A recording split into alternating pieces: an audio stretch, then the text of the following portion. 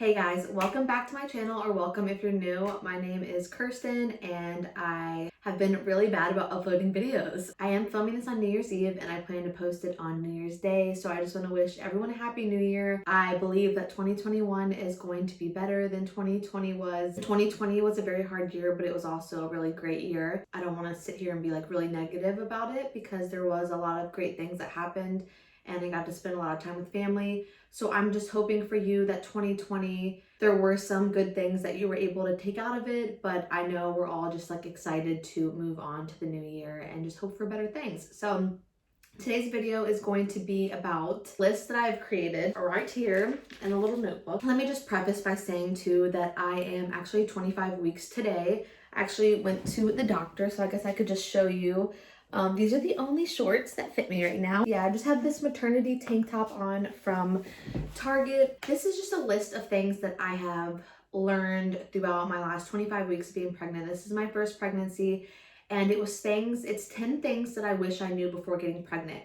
There are a lot of things that are known or that are shown in movies or that you've learned from, your sister, your mother, your cousin, your friends who have all gotten pregnant. These are just things that I don't feel like are commonly talked about, and I wish that they were more a part of the conversation before, a woman gets pregnant. My pregnancy was not planned, so I wasn't prepared for a lot of these things because I don't think that they're talked about very often.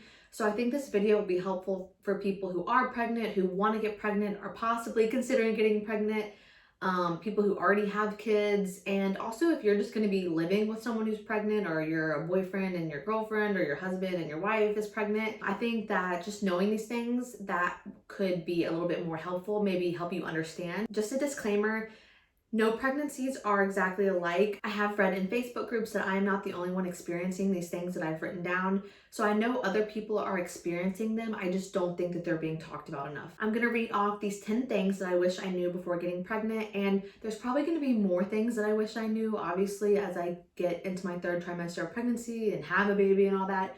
But these are just things that I wish I'd known to this point could happen or are common and just no one really talks about. So the first thing that I want to talk about has to do with mental health. And I know most people, I feel like, have heard about postpartum depression and I've heard about baby blues, and that there's always a possibility that, after a woman gives birth, that these things can happen. But what I don't think is not talked about enough is prenatal depression. And not necessarily like just depression, but just overall having poor mental health while you're pregnant. And I know it has a lot to do with hormones. It was something that I did not expect, and it definitely hit me like a freight train. And it was really hard for me to explain to my boyfriend and my family. And there was just days that I felt really horrible, really depressed, really anxious, really sad.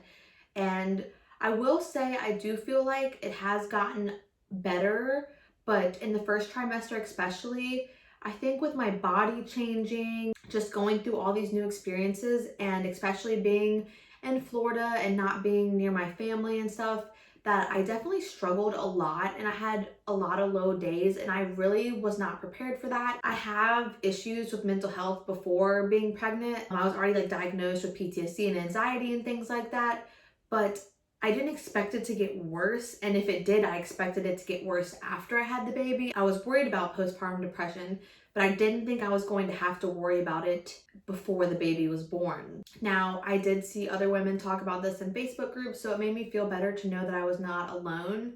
But I wish I had known that this was a possibility, because I had no idea and I just felt like I wasn't prepared. And I felt really alone, and I was almost kind of embarrassed to talk to anybody about it because I had never really heard anyone going through it before. So I just want you to know, if you're struggling and you're pregnant, that I feel like this is really normal. And if you need to see a therapist, go see a therapist. It is something that can happen. Do I think it will happen for everybody? No. I feel like there's nothing wrong with being prepared in case it does happen to you. The second thing that I wish I knew before getting pregnant is that everyone you know and everyone that you don't know will have an opinion about your pregnancy and will try to push their opinions about how to give birth, how to raise your child.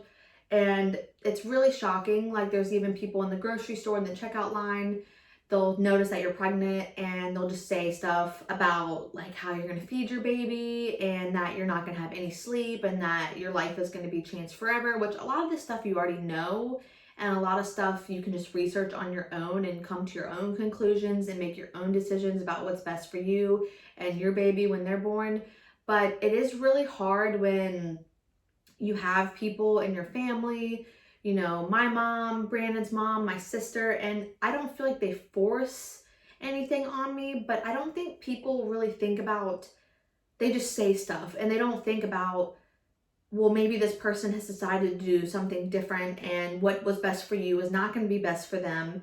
And it is quite overwhelming because there's multiple ways to do everything and everybody just has to decide for themselves what is the best. I know breastfeeding is a really big one that I have had to deal with, and everyone is like, breast is best. I feel like I understand that breast is best, but for me, there are some triggers for me that I am struggling with.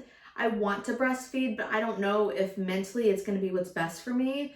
So when I have family members or like people saying like, oh, you really need to try breastfeeding or like you really should breastfeed, it makes me feel really guilty. And I just don't want to go. I don't want to have this mindset where I'm already feeling bad about something when I know if I try breastfeeding and then it doesn't work out for me, that I'm gonna feel really bad about it and like I failed. And I don't want that mentality at all because I just want to do the best I can and make the best choices for me. I wish people had told me that you're just gonna have opinions flying from every single direction, but all you can do is just do your research, do what you think is best for you. And if people have problems with the decisions that you're making, I just truly ignore them, or I just let them know straight up, like, this is what I'm doing. Nothing you say or do is going to change my mind. I've done my research. This is what's best for me. If you have a problem with it, I'm sorry, it's not your baby. That was definitely something I was not prepared for, but I'm telling you that you're going to have opinions coming from every direction, and just to, you know, do what's best for you, stick to your gut. You know what's best for you and your child, and, you know, nobody else matters in this situation. The third thing that I wish I knew before getting pregnant is, and I know this is not for everybody, and that a lot of pregnant women struggle with nausea and throwing up and everything, but I have had crazy food cravings and food aversions, but I'm also extremely hungry all the time and I eat all day long. It is insane to me.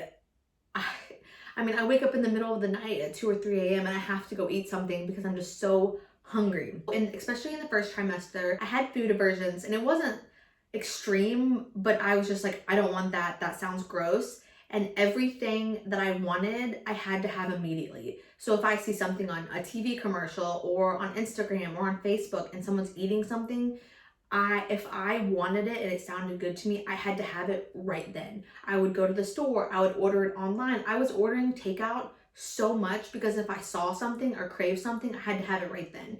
And it was the strangest thing. And I know some people are, like I said, are so sick and just can't even eat anything their first trimester. That was not the case for me. And I did not expect that. I feel like it's shown that women have cravings and aversions, but I was eating, I've tried to rein it in a little bit more now, I will say, just because it's not as intense, and I'm trying to really just like do what's best for my body right now and trying to put better foods into my body instead of just like, if I crave McDonald's, eating McDonald's 7 times a week, maybe just eating it like twice a week. I was not expecting to have extreme hunger and extreme cravings and just have foods that sounded completely disgusting to me, and even seeing them would make me gag. I just don't think it's, I don't think it's really honed in enough that this can happen. I was not prepared, and I saw my sister have twins and then have her son, and I feel like I never saw her as ravenous as I've been. So I don't know if that's a good thing or a bad thing, but I guess, I've seen other women talk about it, and I wanted to tell you that you may turn into a ravenous cave woman, and it's okay. You are not alone. Number 4, this one I did not expect at all, and I feel it can either go one or two ways. People either love it and are so excited, and then other people are kind of grossed out by it, and I am the grossed out, or I was grossed out, not anymore. When I first felt my son move, I felt him at 17 weeks, and the feeling of him moving made me so nauseous. It felt like you had a snake in your stomach and you were going down a roller coaster. Now, I know not everyone experiences this the same way, and some women are super excited, and I was happy to feel him, don't get me wrong, like it's an amazing thing, and like, you know, he's alive in there and he's moving, but it was just gross. It felt gross to me. It just felt like this worm or snake just like in my stomach, and I posted about it in a Facebook group, and other girls completely agreed with me, and I was just like, why has no one told me this before? I swear they're like, it feels like beautiful bouncing butterflies. Like everyone tells you it's gonna be so amazing and it feels like butterflies, and every time I would sit down, it was just like this worm snake thing, and I'm on a roller coaster, and I hated sitting down because of it. So I found myself just standing up and walking around all of the time, and that probably lasted for about 3 weeks. But now they're much more, when I feel him, it's much more like sturdy kicks and movements. It's not like I don't want to say gross, but it felt gross to me. Like it made me feel gross and nauseous, and like I was just like I don't know. I'm probably being really over dramatic, but I know I'm not the only one. So I'm trying to prepare any of you who may get these same feelings. It is truly a beautiful thing, but for 3 weeks, it was really not my favorite thing in the entire world. Now I love feeling him move. He moves all day long pretty much. It's crazy. I just want to prepare others that the first time you feel your child kick, it just may not be it may not be these beautiful butterflies in your stomach that you've been told by everyone. Because I don't think I've had one single person in my entire life tell me that when they felt their child move for the first time, that it wasn't anything but beautiful. And for me, that was not the case. It was like nauseating. It made me want to throw up. And yeah, so I'm not trying to scare anyone because everyone's experience is different, and it's not scary. It's just really weird. That's just all I'm gonna say about that. The sixth thing that I wish I'd known before getting pregnant is that typically most OBGYNs, you only receive 2 or 3 ultrasounds of your baby while you're pregnant. And I had no idea. I feel like when you watch TV shows or movies, it looks like they're getting ultrasounds all the time. And seeing your baby only 2 or 3 times in 40 weeks is so nerve-wracking, and it's kind of really sad. I was looking at the bill, and ultrasounds cost, at least at my doctor's office, they cost over $400. I have insurance, but I understand like that's expensive, and you know, why would you want to do more than is medically necessary? Because some people do get a lot of ultrasounds because they're high risk, or doctors just want to check something. But if you just have a standard pregnancy, you're typically only getting 2 ultrasounds unless you pay for more or go to like a boutique ultrasound place. But I had one when I first went in at 11 weeks, and then I had another one at 20 weeks. I just thought it was strange because both of my sister's pregnancies ended up being high risk, and so she had a lot of ultrasounds, and she got to see her baby a whole bunch both times in her pregnancies. And I was like, I'm only getting 2. So I actually ended up paying and going to a boutique one at 16 weeks, and it was really great. And I think we're gonna go and get another one around 30 weeks. But I had no idea that I was, you know, if you just do a routine pregnancy, you only get to see your baby 2 or 3 times depending on your OBGYN. And I didn't know that, and it was kind of a shock to me, the fact that now if I want to see him again, I have to go and pay money and see him. But I do recommend boutique ultrasound places. I think they're incredible and have great experiences, and it's a lot more intimate than being in the doctor's office. So if you're considering getting pregnant or anything like that, you really only get to see them 2 or 3 times in 40 weeks. And it really just doesn't feel like enough to me. I just want to see him as much as possible. Also, I feel like it helps your anxiety go down. But for real, I had no idea that that was the case. The 7th thing that I wish I knew before getting pregnant is about pregnancy guilt. Obviously, not everyone is going to experience this, but I believe in my situation, and obviously I'm not the only one in this situation, people that have unplanned pregnancies, or maybe that didn't even think that they wanted to have kids, which is where kind of my mindset was before I got pregnant. I'm obviously thankful and blessed that I was able to get pregnant, and I am excited to have a son. But I do feel guilty, and sometimes I feel extremely guilty for how unplanned and just how it just happens so easily for me when there's women that try for years to get pregnant that can never get pregnant. And I almost feel guilty when I talk about it sometimes, and I don't want to talk about it sometimes because I feel like I never know who is struggling and who has been through miscarriages. I didn't know I would feel this way, even if I feel like I would feel this way, even if I had a planned pregnancy that just happened easily.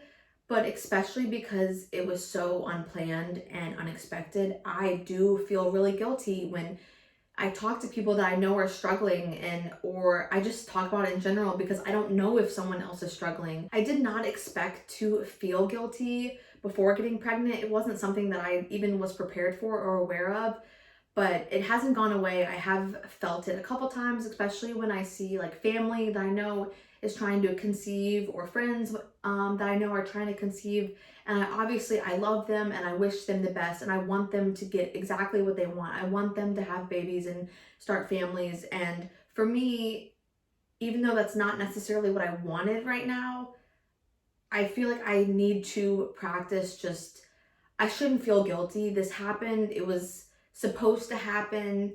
And I am trying to work on that guilt because I don't feel like I should be guilty, but it is something that I have struggled with and I think about a lot. I'm not saying everyone's gonna feel like I feel, but I definitely wasn't prepared for it, and I wish I was. Telling you guys something that I wish I knew before I got pregnant. The eighth thing that I wish I knew before getting pregnant is that even if you think you won't, you are going to compare your body and your bumps to other people's pregnancy bodies and their bumps. I did not expect this at all. It is truly a thing, and I don't know why it's a thing because we're all different, we're all shaped differently. Of course, we're not all going to look the same when we're pregnant, but there is this stigma, and social media doesn't help really. You know, your doctors tell you you need to gain between this weight and this weight to have a healthy pregnancy, and it really is stressful. But Instagram especially has been really triggering for me. You see skinny people and all they are is just bump. They look exactly the same, and from the back you can't even tell they're pregnant, and then they face you and it's just like this perfectly round, beautiful pregnancy belly. And you know, you see them on Instagram, and you'll go to the doctor's office and you'll see a woman that looks like that, and you're just like, what the heck? My body has definitely changed, and I am actually, you know, I'm not gonna sit here and say that every woman is going to struggle with their appearance. I feel like, actually, not every woman, I'm generalizing, I don't know, but I feel like enough women need to hear this, that your body is not going to look like somebody else's body. Everyone is going to look different.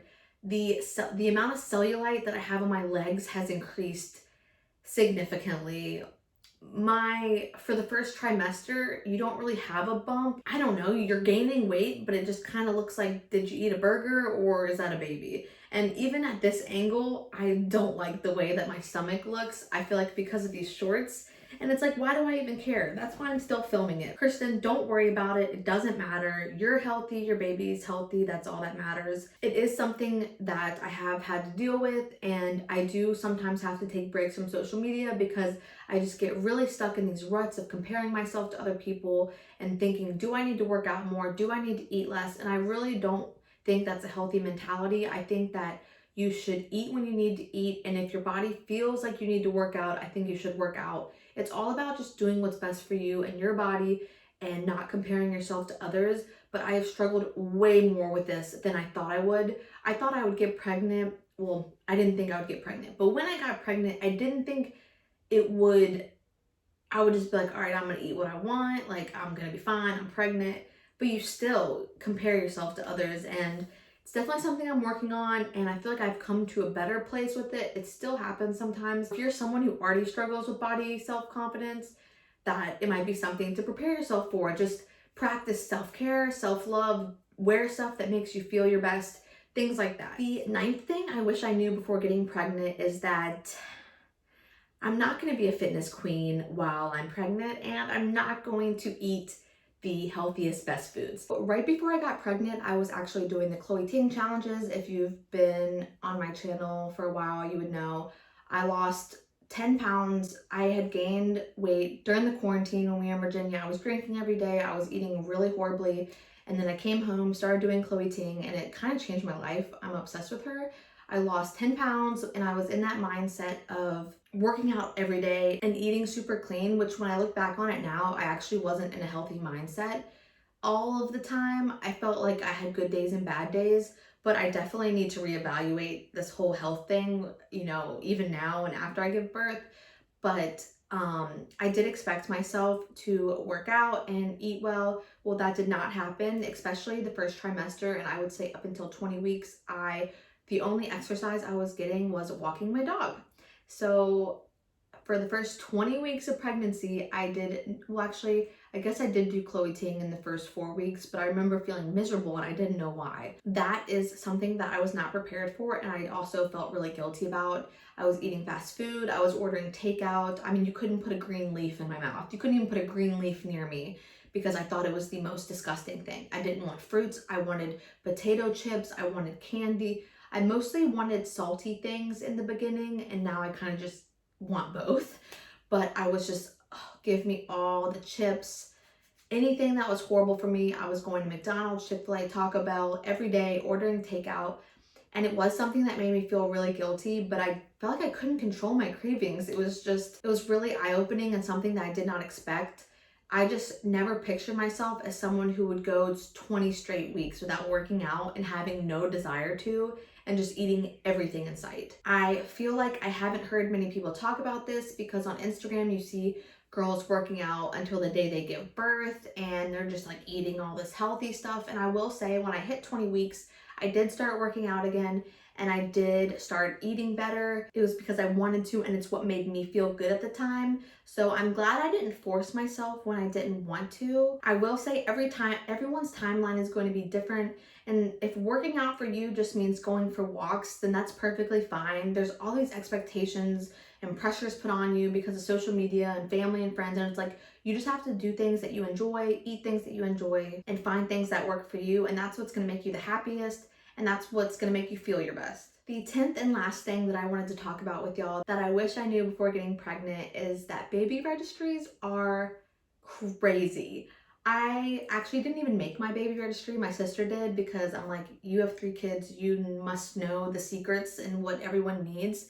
But a part of me hates having people buy me things, especially when it's like for someone who's not even born yet. And if you've been pregnant during COVID, it's been such a rough year that asking people to buy stuff for my baby has been so hard and awkward, and it makes me so uncomfortable. And I know people want to, and they like, especially your family and your friends, because they're so excited you're having a baby, but it does feel really uncomfortable for me. I don't really like receiving gifts. Like I do obviously, and I'm thankful, but I feel so awkward when I am given things and I don't know how to like thank people, and I just feel really weird. So I am thankful for everyone who has bought stuff off my registry, but it has been very awkward. And I know this isn't the case for everybody, but just for me, I think it's because I'm like kind of weird. The registry part of pregnancy has not been my favorite. It's been a little overwhelming and a little anxiety inducing because there's a million types of everything. And there's all these videos on YouTube of people telling you what you need, what you don't need, and not one of them is the same. So I truly am just trusting my sister and hoping for the best. And I am trying to buy a lot of things secondhand because it feels weird to buy things brand new when you don't even know if your baby's gonna like them. And some of the stuff they only use for like 3 months, then they'll use something else for 3 to 6 months, and they just go through clothes so quickly. So it has been something I did not expect was gonna bother me or just give me anxiety as much as it has. It is really overwhelming, and I'm like, I just want to buy it all myself because I don't want to ask other people, but people want to help you, and I've just kind of been like, if you want to help, and if someone asks me for my registry, I send it to them. It hasn't been the greatest, and I had no idea I was going to feel this way, but I do. Let me know in the comments if you feel the same way about baby registries. I feel weird about it. I don't know why. So if you guys have made it to the end of the video, I hope you enjoyed it. If you are pregnant now, or if you have kids and you have any more that you want to add to this list, please leave them down in the comments below. I think everyone would love to read what people wish they had known before they were pregnant, because obviously it's not going to be the same for everyone. Like I said, it's different for everybody. And if you enjoyed the video, make sure to like it and subscribe to my channel. It really helps me out. And I love you guys so much, and I will see you in my next video. Bye.